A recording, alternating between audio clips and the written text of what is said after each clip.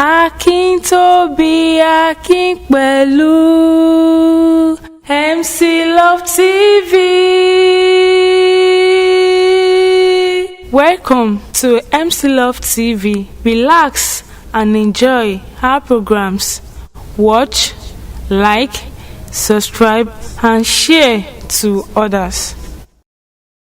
Káàbọ̀ sí ìkànnì MC Love TV. Ẹ ṣé bẹ́ẹ̀ ṣe ń bá wa like ten comment dẹ̀dẹ̀ ń share ẹ ṣeun gan-an ni. Ẹ tún bá wa like kẹ́ bá wa comment kẹ́ sì bá wa share nítorí wípé ó ṣe pàtàkì gan níkànnì yìí. Kódà ẹni tí ò bá ti subscribe tẹ́lẹ̀ ẹ bá wa subscribe sórí ìkànnì yìí torí pé sinimá kan ń bọ̀ dẹ̀dẹ̀dẹ̀dẹ̀dẹ̀ ìkànnì yìí náà láti wò ó. Ìlú Gángan la pè é, ìlú Gángan yóò balẹ̀ síkànnì yìí. Mo sì mọ̀ pé gbogbo wa là á gbádùn rẹ̀ bí àwọn bàbá wa ṣe ń gbádùn ẹ̀kọ́ gbígbóná. Lónìí a tún sọ̀rọ̀ lórí tí ó tún ran ìrìn àjò ìfẹ́ wa lọ́wọ́. Akintobi Akinpẹ̀lú MC Love lórúkọ mi. Ṣé mọ̀ wípé lọ́pọ̀lọpọ̀ ìgbà a máa ń wò ó pé ọkùnrin leléyìí obìnrin leléyìí. Tẹ́ bá wá sọ pé ọkùnrin ní obìnrin ní, iṣẹ́ tí ọkùnrin ń ṣe nínú ìrìn àjò ìfẹ́ ǹjọ́ tó tóbìnrin, ṣiṣẹ́ tóbìnrin ń ṣe nínú ìrìn àjò ìfẹ́ ǹjọ́ tó tọkùnrin.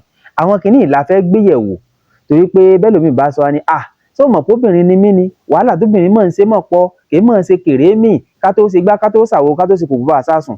Bọ́kùnrin náà bá sọ wá ní ọkùnrin tó bá jẹ́ responsible husband tó jẹ́ responsible èèyàn lọ́kùnrin tó bá wà nínú ìrìn àjò ìfẹ́ iṣẹ́ tí ń ṣe kì í ṣe kèrè mí o. Àwọn kìíní la fẹ́ gbé yẹ̀wò lórí ètò fún tòní. Lákọ̀ọ́kọ́ ẹ já bẹ̀rẹ̀ látọ̀dọ̀ àwọn obìnrin. Béèyàn bá fẹ́ jẹ́ obìnrin àtìgbà tó bá ti bí sáyé tó bá ti jóbìnrin wọ́n mọ̀ kẹ́ lójú kẹ́ ní mú obìnrin ni o, obìnrin ni o, obìnrin ni o. Wọ́n bá ti di wípé ó ń bàlágà, àwọn bá ti di wípé obìnrin bàlágà, àìsàn tí mọ̀ ṣe tẹ́lẹ̀ tí wọ́n ní ó yá gba oògùn kọ́ lò ó kára rẹ̀ lè wálẹ̀ yóò ti di wípé pẹ̀lú bó ṣe ti bàlágà yìí orí tí ń fọ́ yìí ṣòṣìrò wípé kìí sórí nǹkan míì jẹ́wọ́ o àgàgà kínú wa mọ̀ ọ̀run wọn á ní dákun sọ̀ọ̀ sẹ́yún. Wàhálà ti bẹ̀rẹ̀, iṣẹ́ obìnrin ti bẹ̀rẹ̀ láti bẹ̀rù. Bírú ẹni bẹ́ẹ̀ bá wá ṣe kẹ̀rẹ̀kẹ̀rẹ̀ bẹ́ẹ̀ tó bẹ̀rẹ̀ sí ní dí tọrọ kọ́bọ̀ tó náà di dọmọbìnrin wọn á mọ̀ sọ fún un pé kí ló tún dúró ṣe, ilé ọkọ yá. Bó bá ṣe bẹ́ẹ̀ tó wọlé ọkọ, wàhálà lọ́tùn lósì àtúnléṣe ni, àtọ́jú ilé ni, àtọ́jú ọkọ ni, àṣegbá ni, àṣàwo ni, èmi náà fẹ́ di responsible wife, mi ò fẹ́ jẹ́ liability. Wàhálà lọ́tùn lósì yóò tún bẹ̀rẹ̀. Nígbà bá yá làwọn èèyàn tún máa sọ fún un pé kí ló tún dúró ṣe, tó ní bímọ ni ọjọ́ mọ̀ ń lọ ní ò bá tún lóyún. Níjó bá ti lóyún báyìí ni wàhálà ti bẹ̀rẹ̀. Orí ń fọ́ mi, ẹ̀dọ̀ ń dùn mí, wàhálà lọ́tùn lósì títí irú obìnrin bẹ́ẹ̀ yóò bá tún bímọ pàpàǹbarì lọ́jọ́ òkúnlẹ̀. Kó tún wá bímọ tán iṣẹ́ tún bẹ̀rẹ̀, wàhálà lóru lọ́sàn-án, yóò fọmọ lọ́yàn, yóò fọmọ lóúnjẹ, yóò ṣe gbá ìgbòhùn bẹ́ẹ̀ náà ni yóò tún tọ́jú ilé, yóò tún tọ́jú ọkọ. Ṣẹ̀rí pé iṣẹ́ tí obìnrin ń ṣe nínú ìrìn àjò ìfẹ́ kìí ṣe iṣẹ́ kékeré, kìí ṣe kèrè mí. Ẹ wá tún já lọ sọ́dọ̀ àwọn ọkùnrin.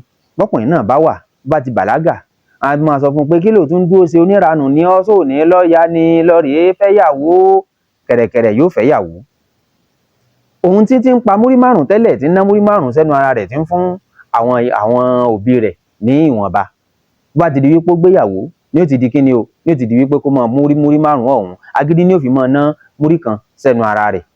Ilé ló kù tí ó mọ̀ bẹ́ pé òun fẹ́ tọ́jú, yóò tọ́jú ìyàwó, yóò tọ́jú ilé. Kẹ̀rẹ̀kẹ̀rẹ̀ bẹ́ẹ̀ wọ́n tó máa pariwo ní bímọ ni òun náà ò bá tún ṣe kíni o, ní ò bá tún bímọ. Níjọ́ tí ìyàwó bá ti sọ pé òun ò rí nǹkan òun mọ́, pé òun ti bẹ̀rẹ̀ sí ní ó ti lóyún báyìí, ọjọ́ náà ni wàhálà ti bẹ̀rẹ̀. Owó antinanta, owó baralanta, owó gbogbo ẹ̀, owó gbá, owó àwo, owó kò bá sásùn. Àárẹ̀ ru ọmọ, àárẹ̀ ru gbá, àárẹ̀ ru àwo ni ó ti bẹ̀rẹ̀. Nígbà bá yá ni ó ti bẹ̀rẹ̀ sí ní sọ pé ó dáa náà o, wọ́n fẹ́ bímọ o. Nígbà bá tún bímọ náà tàn kọ́ bùkátà náà tún nẹ̀. Títí bí ó sì wá mọ́ bá lọ́nu.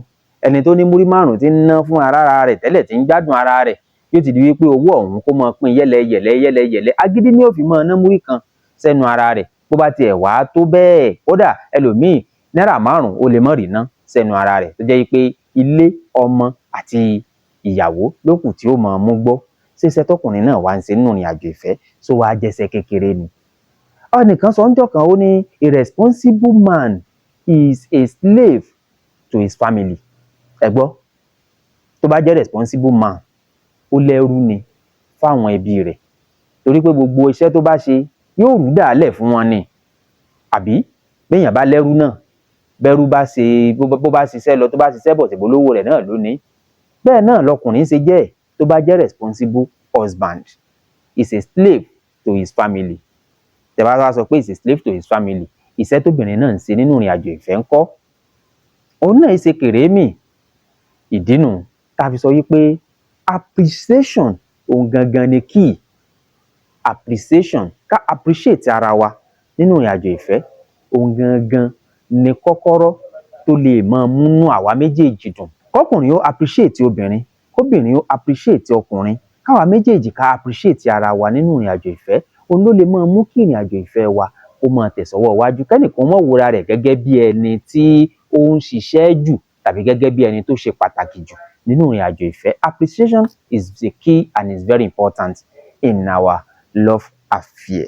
mo lérò wípé àwa náà ti mọ̀ wípé ká appreciate ara wa òun ló lè ṣe nínú ìrìn àjò ìfẹ́ wa. Akíntóbi Akínpẹ̀lú MC Love ló kọ mi. ìrìn àjò ìfẹ́ wo ò ní bàjẹ́ o, ìrìn àjò ìfẹ́ wo ò ní dàrú. ẹ jẹ́ káwa náà ká mójútó. mo nífẹ̀ẹ́ yín púpọ̀ púpọ̀ and I will continue loving you. ó dàbọ̀. MC Love TV.